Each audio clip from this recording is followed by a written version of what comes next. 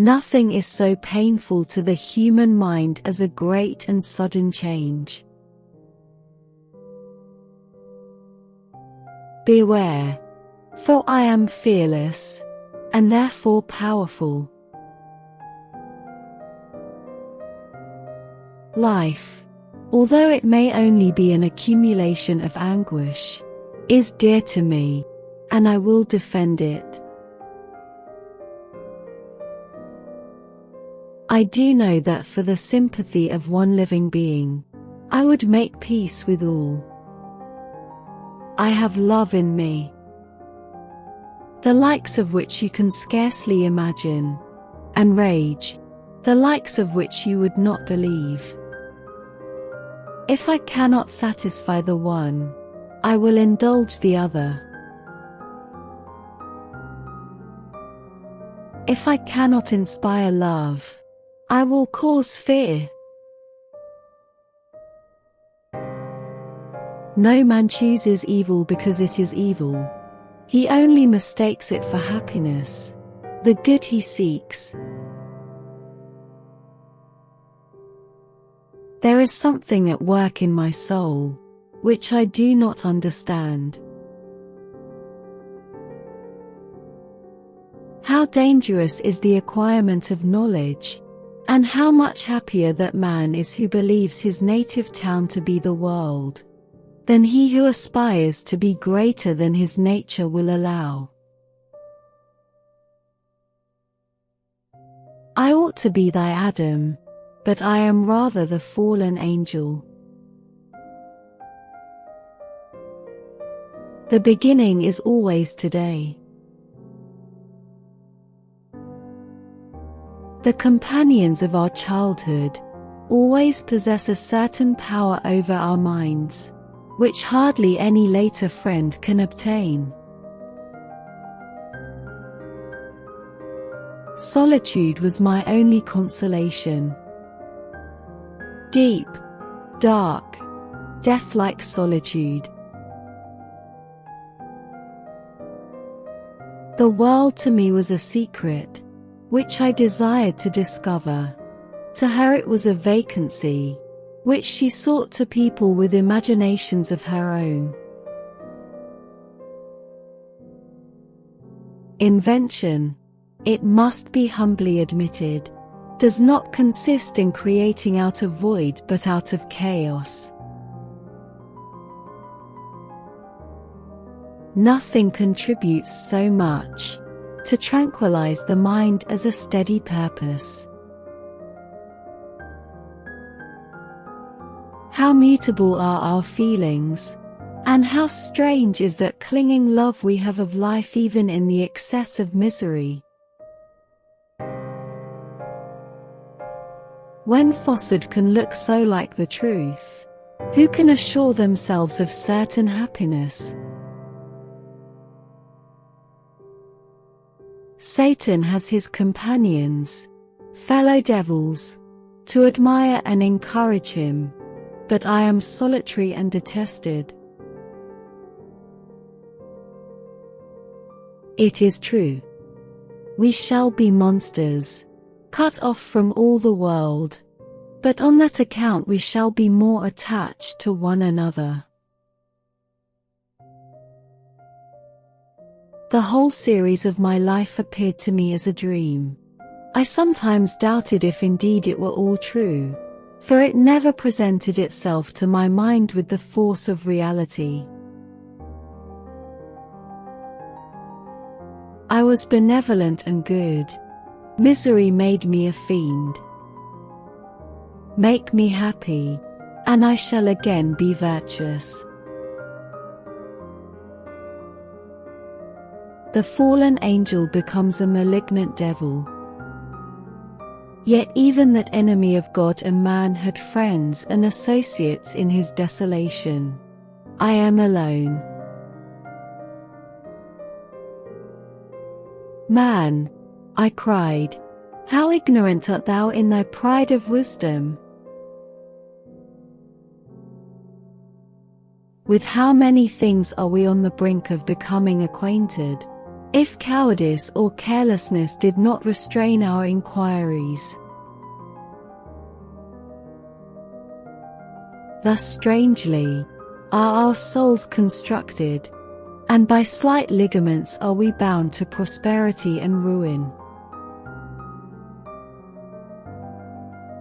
If our impulses were confined to hunger, thirst, and desire, we might be nearly free.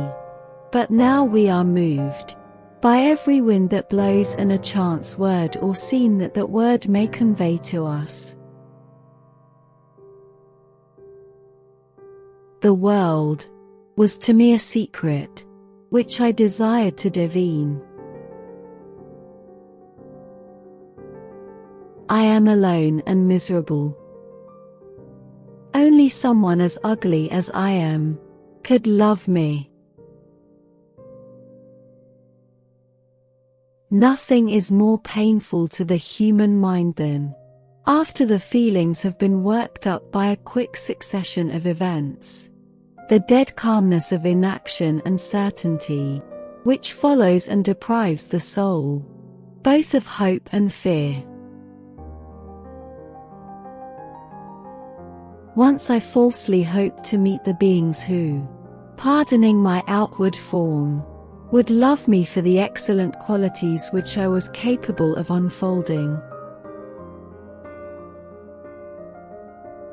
Learn from my miseries, and do not seek to increase your own. I could not understand why men who knew all about good and evil could hate and kill each other. If I see but one smile on your lips when we meet, occasioned by this or any other exertion of mine, I shall need no other happiness. My dreams were all my own. I accounted for them to nobody. They were my refuge when annoyed, my dearest pleasure when free. I am malicious because I am miserable. My education was neglected, yet I was passionately fond of reading. I looked upon the sea. It was to be my grave. Nothing contributes so much to tranquilize the mind as a steady purpose, a point on which the soul can focus its intellectual eye. Accursed Creator! Why did you form a monster so hideous, that even you turned from me in disgust? The fallen angel becomes a malignant devil. A mind of moderate capacity, which closely pursues one's study, must infallibly arrive at great proficiency in that study. Live and be happy, and make others so.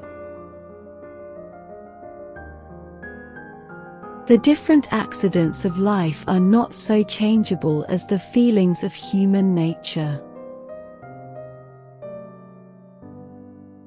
Of what a strange nature is knowledge!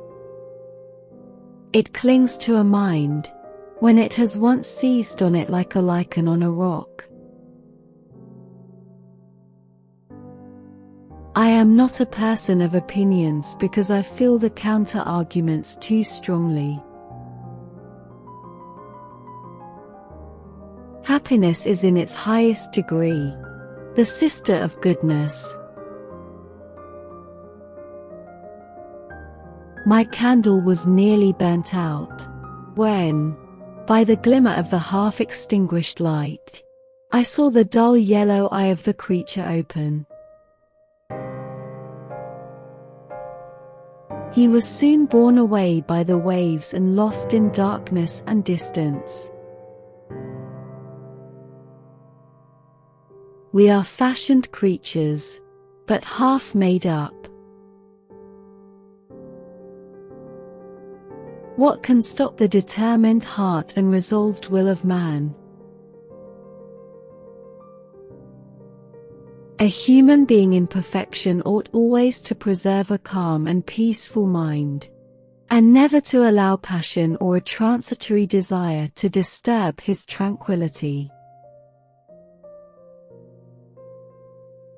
One wandering thought pollutes the day. Seek happiness in tranquility, and avoid ambition, even if it be only the apparently innocent one of distinguishing yourself in science and discoveries. Be men, or be more than men. Be steady to your purposes and firm as a rock. This ice is not made of such stuff as your heart may be. It is mutable and cannot withstand you if you say that it shall not. You are my creator, but I am your master. Obey. I was seized by remorse and the sense of guilt, which hurried me away to a hell of intense tortures as no language can describe. My heart was fashioned to be susceptible of love and sympathy, and when wrenched by misery, to vice and hatred, it did not endure the violence of the change without torture such as you cannot even imagine. I shall commit my thoughts to paper, it is true, but that is a poor medium for the communication of feeling. I desire the company of a man who could sympathize with me, whose eyes would reply to mine,